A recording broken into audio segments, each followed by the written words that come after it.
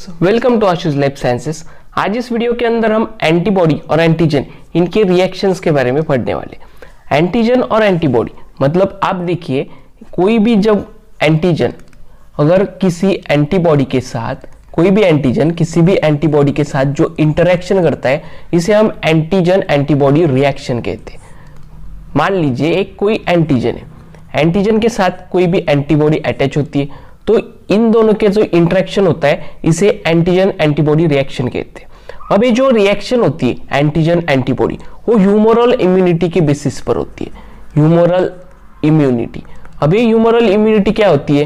Humoral immunity जो भी body के अंदर जो ब्लड फ्लूइड्स होते हैं, जैसे कि ब्लड, अब ये ब्लड जो होता है जो बी लिम्फोसाइट्स है वो ह्यूमरल इम्यूनिटी के अंडर आती है।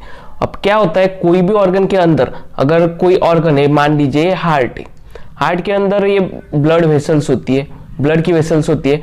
अब जो भी बी लिम्फोसाइट्स है वो इनमें से पास होते हैं और यहाँ पर जो बॉडी फ्लूइड्स है उसके अंदर से ही पास होती है, ये ह्यूमरल इम्यूनिटी होती है। और जो एंटीजन एंटीबॉडी है वो जो लॉक एंड की सिस्टम है उसके जैसा है, लेकिन जैसे कि कोई भी एक लॉक होता है, लॉक के अंदर अगर हम चाबी डालते हैं तो वो लॉक खुल जाता है। वैसे ही कोई भी एंटीजन अगर आता है, मान लीजिए सर्कुलर एंटीजन है, उसके हिसाब से इसका जैसा स्ट्रक्चर है उसके हिसाब से एंटीबॉडी से अटैच होगी और उसकी एक्टिविटी को रेजिस्ट करेगी।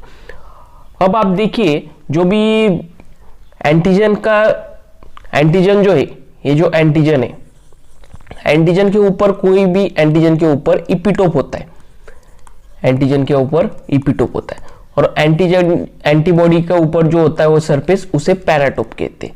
उसे क्या कहते हैं हम? पैराटोप। अब कोई भी एंटीजन को अगर एंटीबॉडी अटैच होती है तो एंटीबॉडी के ऊपर का पैराटोप और एंटीजन के ऊपर का जो इपिटोप है, ये सरफेस एक दूसरे से बाइंड होते हैं और ये जो दोनों है वो एंटीजन एंटीबॉडी कॉम्प्लेक्स फॉर्म करते हैं। इन दोनों के कॉम्प्लेक्स को कहते हैं एंटीजन एंटीबॉडी कॉम्प्लेक्स। अब ये जो एंटीजन एंटीबॉडी है, ये दोनों को, एंटीजन और एंटीबॉडी, इन दोनों को नॉन कोवैलेंट बॉन्ड से बॉन्डिंग किया जाता है। इन दोनों के अंदर जो बॉन्ड होता है, जैसे कि कोई भी एंटीजन को एंटीबॉडी अगर अटैच होती है, उनके अंदर कौन सा बॉन्ड होता है? Non covalent bond. अब नॉन कोवैलेंट बॉन्ड में भी टाइप्स होते हैं। पहला टाइप आप देखिए, हाइड्रोजन बॉन्ड। इन एंटीजन एंटीबॉडी के अंदर कौन सा बॉन्ड हो सकता है? हाइड्रोजन बॉन्ड हो सकता है। इलेक्ट्रोस्टैटिक बॉन्ड हो सकता है। उसके बाद में वंडरवॉल फोर्सेस हो सकते हैं, वंडरवॉल फोर्सेस। उसके बाद में हाइड्रोफोबिक बॉन्ड हो सकता है। कौन सा बॉन्ड? Hydrophobic bond. इन चार तरीके के नॉन कोवैलेंट बॉन्ड होते हैं, उससे एंटीजन और एंटीबॉडी एक दूसरे से अटैच हुई होती है। अब आप देखिए, जो बाइंडिंग कैपेसिटी होती है एंटीबॉडी की जो भी बाइंडिंग कैपेसिटी होती है एंटीजन के साथ, एंटीबॉडी की बाइंडिंग कैपेसिटी जो भी होती है एंटीजन के साथ, उसे हम एफिनिटी कहते हैं। क्या कहते हैं? एफिनिटी। अगर इस कोई भी एंटीजन होता है, ये एंटीजन अगर आ गया तो एंटीबॉडी बाइवैलेंट भी हो सकती है, पेंटावैलेंट भी हो सकती है। आपने देखा ही हो, 5 तरीके की एंटीबॉडी होती है, GAMED। देखिए आप, IgG, IgA, IgM, IgE और IgD, ये 5 तरीके की एंटीबॉडी होती है।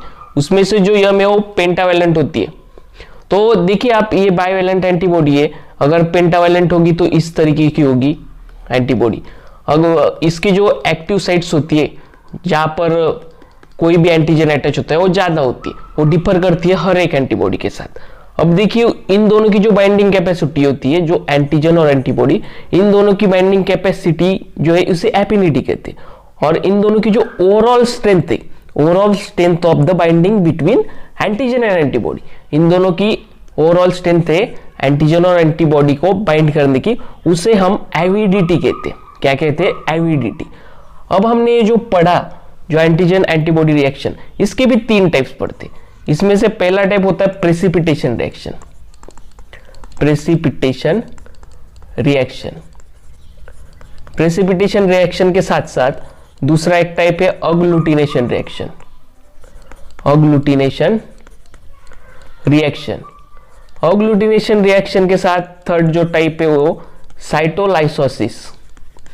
साइटोलाइसोसिस ये कुछ इम्यून्स के अंदर रिएक्शन से, ये 3 रिएक्शन से, इन्हें हम अगली वीडियो के अंदर देखेंगे। हर एक रिएक्शन को हम डिटेल में पढ़ेंगे।